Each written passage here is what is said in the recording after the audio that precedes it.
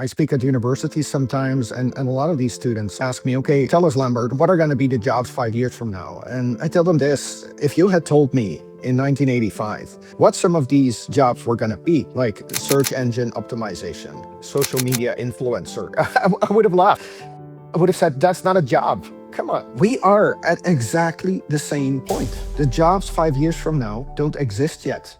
How do we all reinvent ourselves to be fit for the age of AI? I'm very sad that we ask ourselves this question, because really technology should be adjusting to us and we shouldn't have to reinvent ourselves to technology. That's actually a little bit crazy, right? Lambert is Chief of Data and AI at the United Nations Secretariat, where he leads AI strategy, data governance, and responsible tech policy. He's been deploying technology in some of the most complex and high-stakes environments in the world, from humanitarian emergencies to global development. He's also an author, a speaker, and someone who thinks very, very hard about what we really want from the technologies that we're building. So let's meet Lambert right now. Well, Lambert, lovely to have you with us. Welcome to the show. How are you? I'm very well and very happy to be here. Well, I hope you don't mind if we pick your brains today. We've got lots to talk about. Let's start off here, straight into the action as always. Look, in a time when we worry about the idea of replacing jobs and AI taking a lot of our intellectual property as well, so many societal questions out there, but reinvention might be the way to go. And I wonder what you feel about how you can reinvent yourself, how I can reinvent myself. Edosa too. How do we all reinvent ourselves to be fit for the age of AI? Yeah, that's, on the one hand, it's a very good question. On the other hand, I'm very sad that we ask ourselves this question, because really technology should be adjusting to us and we shouldn't have to reinvent ourselves to technology. That's actually a little bit crazy, right? But I think the reality is that things are moving so fast and there's so much new technology available, and it's just changing society around us. So whether we like it or not, we have to respond to that. I think in particular AI is rapidly going to change in the next couple of years how we work, how we learn, the whole educational system, how we communicate, how we relate to one another, even how we self-identify. And I'll give you a few examples of that. I get more and more emails and blog posts and direct messages that have obviously been written with the help of AI. You know, I can sort of understand that, because I've always wished that I was funnier, right? And when I respond to messages, I'm very matter of fact, very sort of dry. And now with AI, I can be funny. Everybody can be funny. Everybody is eloquent, and everybody is so prolific in producing stuff. And if you don't, you have to stay behind.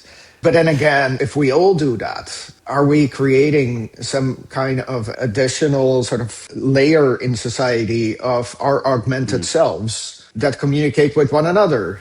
All sugarcoating and no substance. And what happens to human communication, right? So, yeah, I think sadly we have to respond to all these effects in society.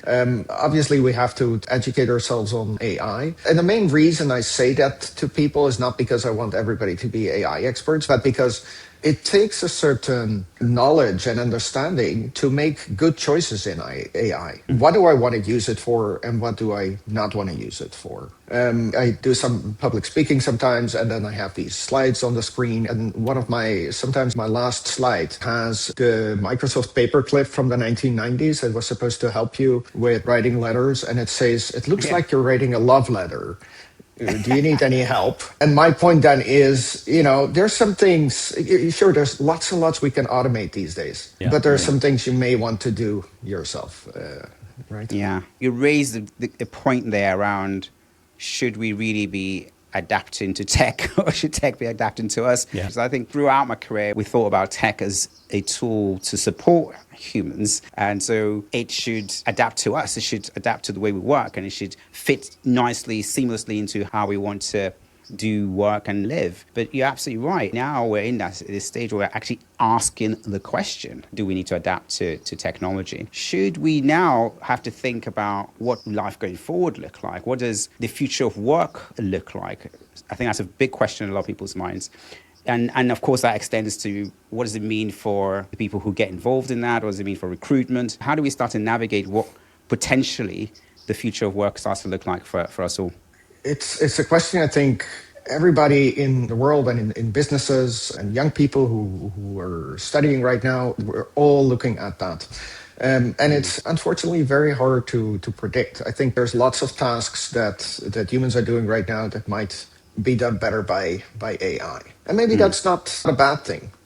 Because, I think ever since the Industrial Revolution, humans have become these sort of pawns in the whole corporate system to be used for productivity. We go to school and we're trained on things that are monetizable. You learn mathematics and you learn whatever things that can help you become an accountant. And then you spend the next 35 years moving cells around in a spreadsheet. And Yeah. is that what human life is about? So maybe it's not a bad thing if AI takes over some of these things. But then the question remains, what are humans then supposed to be?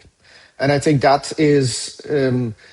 that's almost like a societal question, the kind of questions that existentialist philosophers in the late 19th century, beginning of the 20th century grappled with, tried to answer. What does it mean to be human, right? What is human life about? And that's almost like the kind of question we need to answer. And with that, of course, also figuring out what are useful productive ways for people to contribute to society. Yeah, it's interesting, isn't it? Because we, all of our educations and our upbringings are probably quite prescriptive. Now we're dealing with a probabilistic system, right? One which works differently and interacts, and we interact with it differently, or we certainly will do once we learn how to handle it. So interestingly, there are schools, for instance, the Montessori method, which is about the love of learning. It's not about prescriptive learning certain subjects in a certain way in a very, brick by brick by brick, that takes you there, that takes you there. Is there something there in terms of education in our mindset in that we could love to learn again? And that may change tomorrow, but almost discovering our passions, what we care about, what will work for us as humans, surrounded by the tech that deals with the hard stuff. Absolutely, yes. And I think, many people have pointed out the kind of things that AI is not good at and that humans are good at. Things like creativity, empathy, relating to other people, the kind of communication we have right now. And I think, Montessori schools and there's other ways of, other means of education that focus more on that and less on, all the practical skills to become an accountant. And I think that's important. I mean, the difficulty there is who gets paid for being a good human, really? It brings me on to something else, actually, that might be an interesting one for us to start to think about. Clearly, there's lots of people in work at the moment. Of course, there's the organizational view, there's what leadership should do, etc. But let's bring it back to young people who are starting out, trying to work out where should we start? I mean, what should I study? I mean, what do you say to people who are trying to navigate what's a good path career-wise to actually explore right now? Is there advice that you can give? Is there a direction, especially in this world we've just said it's difficult to predict what's going to happen? How do you guide people at that stage in their lives? Yeah, and I do get that question. I speak at universities sometimes, and a lot of these students are, they feel a lot of anxiety about the world around them changing so rapidly. And they ask me, okay, tell us, Lambert, what are going to be the jobs 5 years from now? And I tell them this, if you had told me in 1985 that there's going to be this thing called internet, and it's going to create 1 billion jobs worldwide, I wouldn't have believed it, right? And if you had told me in 1985 what some of these jobs were going to be, like search engine optimization and social media influencer, I would have laughed. I would have said, that's not a job. Come on. Yeah, we right. are at exactly the same point. The jobs 5 years from now don't exist yet. And if I were able to tell these students what these jobs 5 years from now are, what they're going to look like, they would laugh at me. They would say, come on, that's not a job. Absolutely. The jobs 5 years from now have not been invented yet. You almost need the Bowie method of creating lyrics and just having lots of random words, put them together, and that's your new job title. I mean, that seems to be sometimes, I guess, we've all had those moments in our jobs over the years. Let's go hard for a moment on the fears and the worries, societal worries, and also, people looking at their disinformation on their timeline, the AI-generated slop, and so on. What do you feel the state of affairs is in terms of how we approach not necessarily pure disinformation, but the amount of generated information from AI that is really confusing us, that's maybe turning us off, that's making us think differently and think negatively about AI. What's your take on that? It is very concerning. We can go into many aspects of disinformation and about AI slop. Writers and creative people all going to be out of a job because there's so much content being spewed out that it's impossible to make a living by producing original content. I don't think that's the case. But when it comes to disinformation, what is happening with the concept of truth? Even 20 years ago, you could see a photo and you might not be sure whether that is manipulated with Photoshop or something. Now it is in text, in video, they can simulate audio conversations, whatever. You can't be sure that anything you see or hear is real. So maybe people are stopping to care about it. And I see a little bit of that happening already. If I ask you what is the best ice cream and you tell me vanilla, I say, come on, you're crazy. It's strawberry, obviously. And we know that there is no true answer, right? It's just different opinions. Maybe the entire concept of truth will erode. And I mean, these things are very fundamental. It's very concerning. What can we do about that? The basic problem here is that things are moving so fast that society doesn't have time to adjust to it. And I sometimes give the example of my great-grandparents who were born around 1900 and they lived until maybe 1970 or so. They had 4 major innovations in their lifetime. At some point, electricity came to the village, and then cars, they got a telephone, and then black and white television. With each of these inventions that changed society, they had 15 years to wrap their heads around it. What is the protocol when you want to talk to your neighbor? Do you walk around the back and knock on their door, or do you pick up this new telephone thing and call them? What's the protocol? They had 15 years. These days, we have 15 hours before something new comes out, and it's not enough. So we're sort of gobbling it all up without really thinking about how we can adjust that. So to me, the answer is slow down and be very deliberate about how you adopt technology as a human and also as a company. Yeah, and I think this whole thing around adoption is a huge one, especially within organizations. I think it's different when we think about it from an individual standpoint as to how much tech do you bring into your individual lives. Do you adopt, even things like social media, smartphones? Some people decide, actually, well, maybe I just want to have a phone that can actually speak to people as opposed to have all these apps and things on the phone. But I think the challenge we have, in terms of adoption now is that this is almost something that's been, imposed, on the world in a way. And I think that when we look at it also from an organizational kind of standpoint, what does that actually mean from an organization standpoint in terms of it now becoming, the standard within organizations? What can we say to a leader in terms of how do you navigate that? Given, of course, we know, I think we've always known this, it's not news, that when it comes to transformation, tech has always been quicker to transform than humans. So how do we get that right in terms of that speed differential that you were talking about there in terms of AI adoption? It's very true that companies have to navigate that technological change and realize that organizations change more slowly, and humans within organizations also need time to adapt to that. So there's 2 things I'll say. The first is that organizations need to think about this holistically and not just in terms of efficiencies. A lot of organizations that I see now, the CIOs or CEOs, they want to adopt some AI tools to make all their staff twice as productive, or maybe they can save money that way or whatever. They think in terms of efficiencies. And I think they they need to think much more in terms of reinventing themselves in the AI age. There's lots more new possibilities, things that were not possible before are suddenly possible. And there's things that we used to do before that have become obsolete. So they have to really reinvent themselves.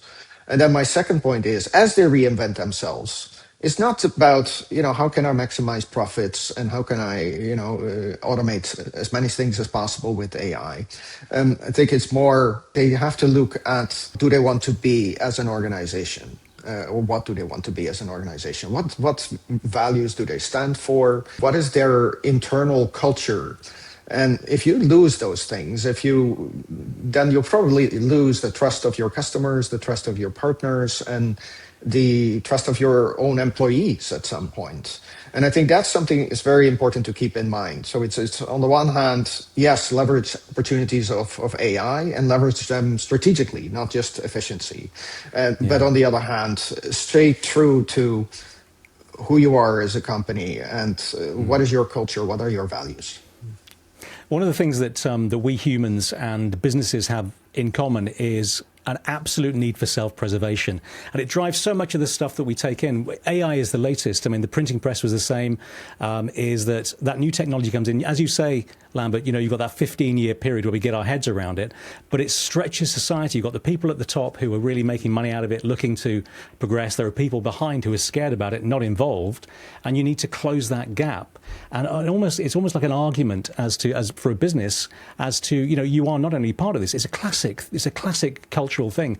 Not only are you part of it, but you will guide our future direction and you will be rewarded for it. It's so important. One of the things that you've spoken about, you've written about, is AI and happiness. Now, happiness is quite a ethereal, elusive concept in some ways, but just tell us the connection or the differences. What have you come up with? You've been working with a psychologist on this. How do AI and happiness live happily ever after? That's right. And when you say AI is this sort of happiness is this vague thing, there's actually a lot of models that have been developed over the decades by sociologists, economists. There's one model by Seligman that is rather popular, the PERMA model, and it clearly defines 5 dimensions. And of course, every human is different, but by and large, I think it's a very good model for what constitutes happiness. And there's dimensions in there of the immediate joy that you get when you drink a warm cup of coffee or when you watch a funny movie or whatever, right? That's one dimension. But there is also deeper dimensions such as a sense of belonging, a sense of achievement, a sense of purpose in life. That's right. So there's many of these dimensions. So what we did in this article, we looked at technology, not just AI, but also smartphones, social media, all of these technologies. And are they actually helping us increase happiness in each of these dimensions? And I'll spoil the plot of the article a bit, which it doesn't, right? And so what are we doing? Because the ultimate goal in life, I think, for many of us is to be happy. Yeah. And we're adopting technology that is making us less happy in each of these dimensions. Maybe if you get some likes on your social media post, you might be temporarily happy. But, the effect of that dopamine, the body gets used to it very quickly, and then it just wants more. Yeah. So you don't become happier in that either. It's really hard to fight the chemistry, though, Lambert. It's the dopamine will kick off, or the norepinephrine, which is the hugging drug, and all those things kick off, and then they confuse your system into believing what you're doing is really great for you. But actually, of course, social isolation comes into it. All of the situations you find yourself in then cause a secondary and very powerful negative effect.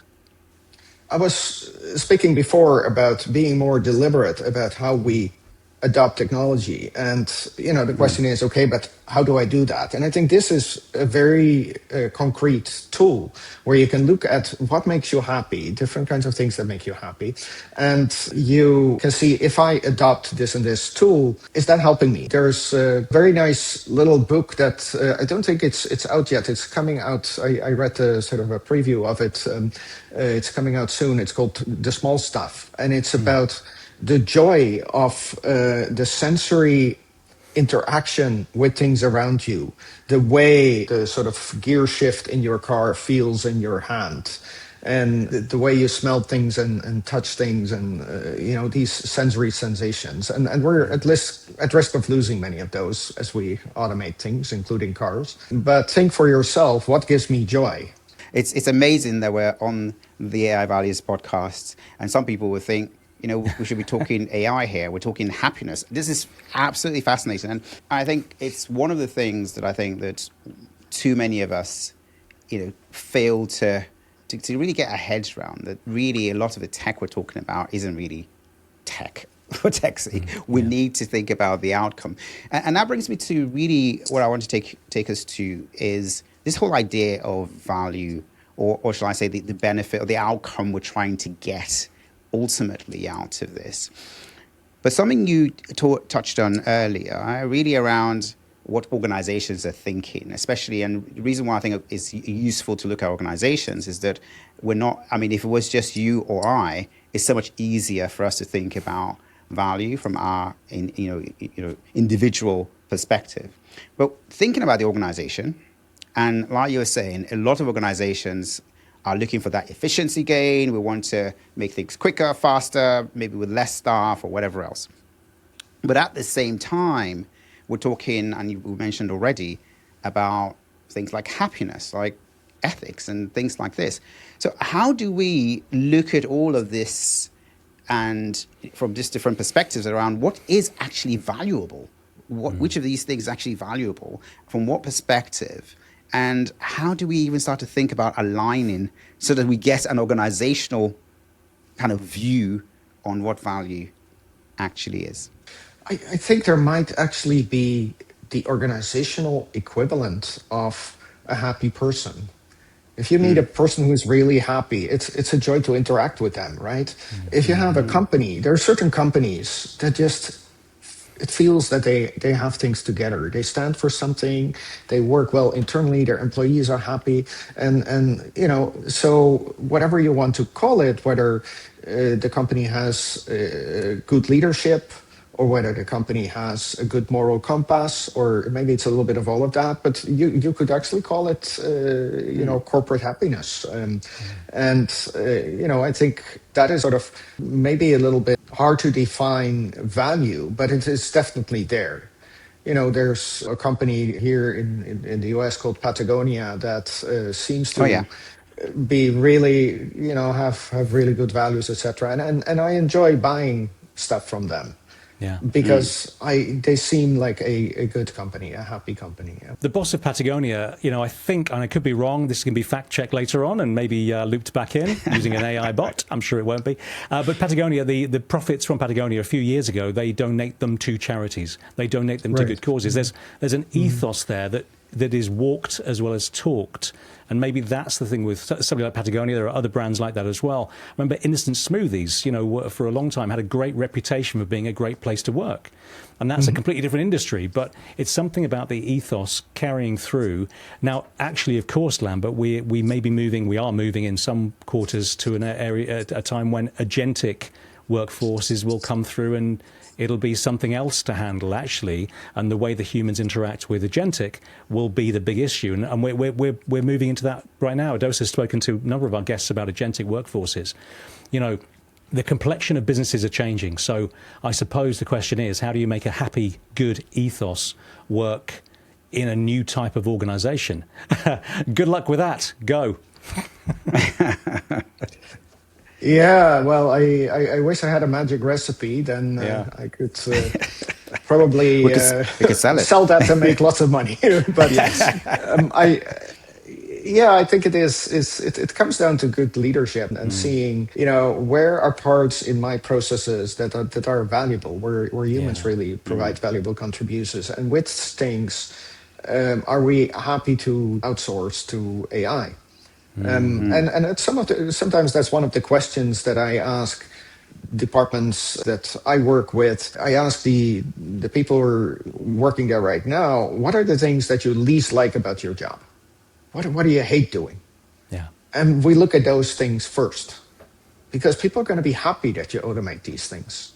And there's a risk that you create a whole negative atmosphere. You ruin the atmosphere in your organization. There was a study by Harvard Business Review. I think it was in 2024 or even 2023. I don't know. It's a little bit old now, where they took a process with 7 or 8 steps in an organization, and they replaced 4 of these steps with AI.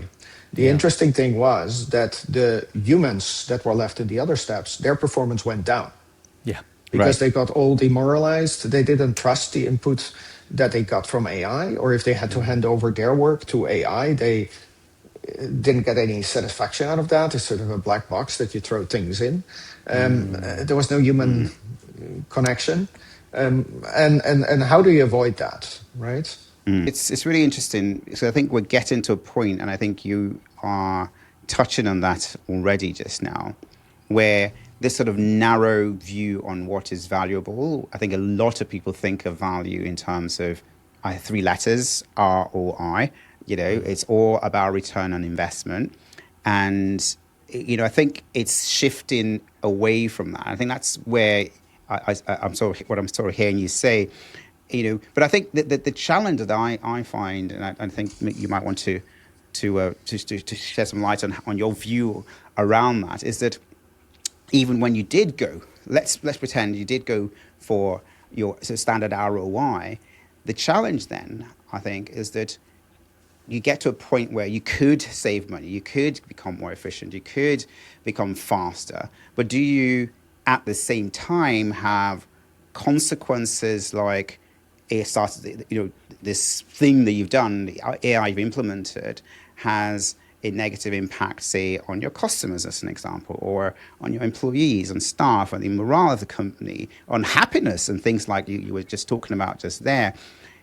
What's your kind of view on that sort of sense that you could actually have something that seems to be giving you value on the one hand, but on the other hand, actually is taking that value away from you?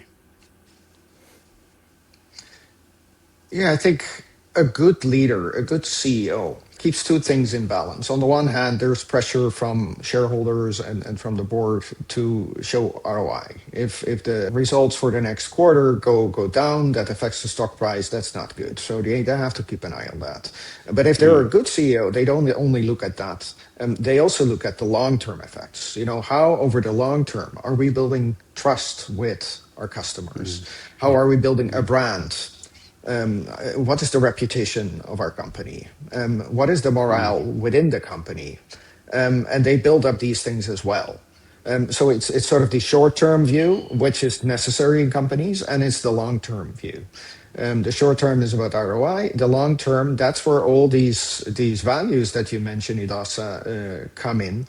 Those are longer term investments, and to me, they're much more important. But of course, there's realities in publicly listed companies. They have to deal with their shareholders. Yeah, but trust is so important. It's probably the word I use the most in my own work, and truth comes into that, transparency comes into that, but trust is earned, and you earn it. You earn it internally as well as externally. You bring the business with you, or the organization with you. You also do exactly the same in a mirror image with the people in the outside world. You become a kind of a happy gang of people who think in the same way and work in the same direction. They want the same results, really. And so that for me is probably one of the biggest questions of the next stage, is whether you can generate or build or maintain trust when the way your business works changes entirely. And I think we've got a bit of a distance to go. But before we came on today, last time we spoke a little bit, and our audience hasn't heard this, spoke a little bit about regulation. Now, I don't want to bring us down to the ground with a big bang, but I thought that the EU's AI Act was doing a half-decent job because it was looking seriously at safeguards. But then I spoke to you guys, and you guys said, well, actually, I'm not entirely sure you're right, Lindley. So, Lambert and Edosa, Lambert first. Why am I wrong in this? Am I a bit too safety conscious, or am I just a chicken and I need to get my head out of the ground and start looking seriously about the way regulation should work? Yeah, when people ask me about governance, I always have 2 answers. I say governance is, on the one hand, risk mitigation. Financial risk to your reputation, etc. That's why you don't want things to go wrong. That's one part. The other part is of governance is you want to make sure that the right things go in the right direction, Yeah. right? You want to create some positive outcomes. And I think the regulation like the AI Act is usually purely focused on risk mitigation. Yeah. And I think there's too little emphasis on, how can we ensure benefits out of this for society? Yeah. People talk a lot about, AI being able to speed up research and help cure cancer or these kind of things. And I think it's true that there's lots of potential benefits from AI. These are not captured in this AI Act. That's purely risk mitigation. So that's the problem I have with it. Yeah, I would agree. I think I'll take it a little bit further into say that, if you just look at governance more traditionally, a lot of people would look at governance as the handbrakes, the thing that stops, things from moving from a certain perspective. But I think that when I look at questions like this, what I try to do is model the extreme case. And a lot of times in organizations, you almost get to that extreme, by the way, which is that, for instance, in governance, that extreme case is just do nothing, right? If you do nothing, if you change no tech, if you change no AI, if you change no nothing, then I suppose you've got extreme governance. It's stopped everything, right? But I challenge that and say, actually, if you really analyze the doing nothing case, a lot of times you're actually much worse off. Think of it from a viewpoint of, so many perspectives, right? But think about it from a viewpoint of competition. The landscape has changed. Your competitors have changed. Your actual workforce is worse off because you haven't given them the tools. You haven't given them, so you cannot look at things from that single perspective of actually just look at risk and look at, the easiest thing to do in terms of risk mitigation is do nothing. The other aspect of that as well, even in terms of risk mitigation, is that, you don't only look at, the outcomes of what you do, right, and trying to avoid risk around that. You also need to look at the outcomes of what others do. For instance, bad actors, right, being out there and using AI as an example to target your networks, your cyber networks, your cyber security. It gets broken, right? Just because you've sat back and look, there's no AI in this organization. We're not going to do AI, but actually the bad actors out there use AI against you. So you've got to, my view on this is very simple, that we have to take a value-based approach to assessing where you draw the line between how much you do and how much you don't. And that cannot be based on capability in itself, because capability can push you too far in one direction as opposed to the other. So I think it's really important from my viewpoint to really understand the value and the outcome you're trying to achieve. I appreciate both of your points of view, and I totally agree. I think the only thing that I would say, because it is a very big issue, and we will have more legislation, more regulation coming in, for me it's the role of regulation. Is the role of regulation to help organisations to do more? Is the role of regulation to be careful about how you do it, particularly with a world-changing technology? So I suppose that's the thing. But for me, certainly, and we just recently had the social media ban for under-16s in the UK going through,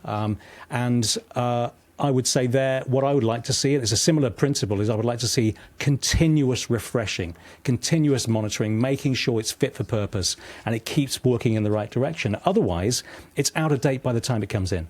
So, that's certainly what I would feel. They're looking at it continuously. If it's important enough to legislate for, there should be a team looking at it and making that their job. That's my feeling. But listen, it's brilliant. Thank you very much indeed. And we are heading towards our final destination, Lambert. So, in terms of your hopes for the next stages and where we are going, and your belief, talking to young people, for example, your belief that if we don't get it right, then the people behind us, the younger people, will get it right and find a very good relationship with these technologies that do make the world a better place in some form. How are you feeling? And it's a pure feeling question, Lambert. What are you feeling and why? I feel hopeful.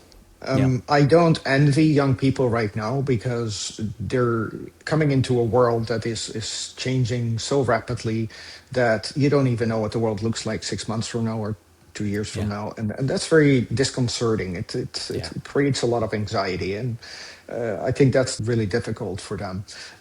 But I think they also grow up with that consciousness that Yes. the world is rapidly changing. And obviously, they're digital native or AI native as well. So I think once they are starting to think about what is life really about and what do I want out of life, and then I think they're in a much better position than we are actually to come up with a good new direction. Yeah. So I'm hopeful that they do that. And I do see around me a lot of young people choosing different paths. There's a lot of backlash against the AI slop that is coming out. I see here and there, I see signs of an increased appreciation of anything real art, real experiences, real sort of physical theater, or real connections, in-person meetings rather than Zoom meetings. So I am hopeful in that regard. Yeah, I like to hear that. It's really really comforting to hear.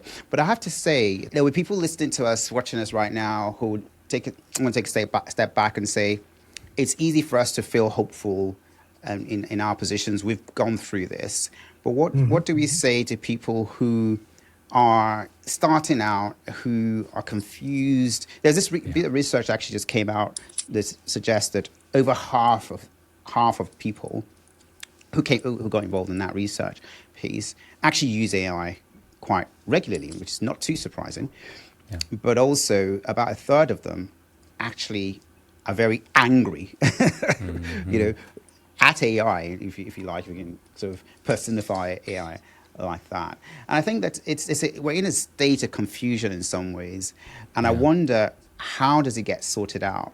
Is it something from your viewpoint that individuals need to take ownership of? Is it organizational leaders that need to take ownership of it? Is it policymakers? Is it the big tech themselves? Where do you stand around who should actually own this, getting this right from your perspective?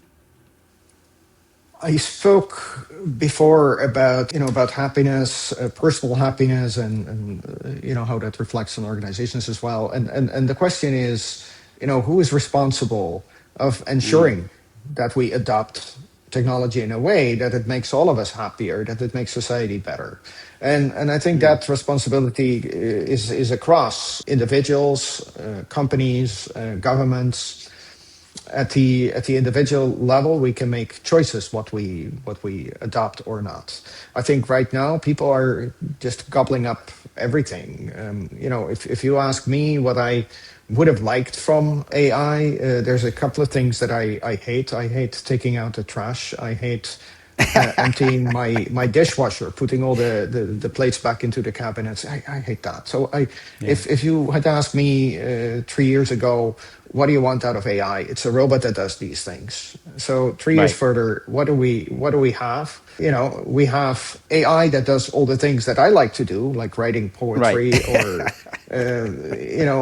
fun stuff, and I'm still taking out the trash by myself. So but yet we adopted all. There was recently or last year there was this AI company that prided itself that its image generating AI could now turn any of your photos into art that resembles Studio Ghibli type art. Yeah. And Right. nobody in the world had asked for this. Right. And it seems that it has absolutely no use, and it only destroys the value of real art. And yet the whole social media went crazy about it for a few weeks, that everybody found it so much fun and whatever. And I think that needs to change. People need to become much more critical in how they adopt it. And then that needs to translate at the corporate level as well. That what as a company do we want to automate, or maybe we can do new products with AI, but does society really need these products? And and then at the government level as well, are there things that we just absolutely do not want to happen in society? And how can we empower individuals to make good choices? And I think there's a role for society there, for governments there as well. It almost feels like the currency that currently in the short term slop and fun images and all that stuff, the currency that has very short term in a standard digital way falls away quite quickly over time, and perhaps the currency of what we really value will come through as the most valuable thing in the future. But it's going to take time. This is novel. This is extremely interesting. This is fun. This is helping us to shortcut everything we do at the moment. Perhaps it'll settle down in a way that, you know, our values are reflected in the way we work with AI in the future. But Lambert, listen, thank you so much for being with us. I mean, we can't hold you here forever. I mean, I'd like to, because we've got lots more to talk about. But it's been great to have you with us. Thank you so much. Thanks for inviting me. I really enjoyed this conversation. Well, I must say, I just thoroughly enjoyed that interview, not because Lambert is who he is, but because we went through so much and so much humanity, and we ended up at that point of hope that we were talking about just there, where there is a lot of hope. Now, it seems quite bleak at the moment. Younger people understandably are worried about their role in the world in the future, but they're the guys, they're the people who will make the decisions that guide us in the future. And I think that's really exciting, but you have to flip it around. You have to look at that positive side, as Lambert did. Absolutely. And of course, you know, Lambert is fascinating. He is so full of knowledge and experience. And I think having worked at that level of society, being out there in the UN, actually bringing all of his different perspectives, I suppose that's what the UN actually is. But I think coming down a level and actually talking about how individuals need to think about really reinventing themselves, and then taking that into organizations and the future of work, of course, the thing that on many, many minds at the moment. But I think what was even more so, you know, incredible, really, for me, was this whole point around it all centering around happiness. Yeah. And how that actually, that brings us back to human connection, why we're doing all this in the first place. And I think it's so important, and it comes back clearly to value and values, because ultimately, if happiness is the destination we're all trying to get to, then how do we actually get there? So this is, it was a fascinating conversation. Didn't expect to actually be that, it to be so full of value. I mean, of course, being Lambert, but this was even more so beyond my expectations. It was amazing. Yeah, and I went out thinking that happiness was as easy to pin down as water, but apparently it is possible to look at it and put a shape on it, and that's very useful. Now, look, that's the end of the episode. Thank you very much for listening and watching us. You can always get in touch. We love to hear your stories. We love to hear what you've got to say, whatever it may be, at AI Values on YouTube. Just look for at AI Values. We're there, and we will respond to your comments. We will have a conversation with you as much as you want to, because we love these things, and this episode today is one of those many reasons why we do it. Absolutely, absolutely. And of course, do not forget, there's almost, I think it's last look at the stats, it was something like 90% of people forget to subscribe. It's so important. It helps us keep the actual podcast alive, and actually grow the podcast and grow the audience as well, and get it to as many people out there as possible. One additional leader seeing this and consuming this podcast can mean such a big impact, really, on so many lives as well. So do remember to subscribe if you're getting value out of this. And you know, looking forward now to the next one, the next episode, not very far away from us. See you next week.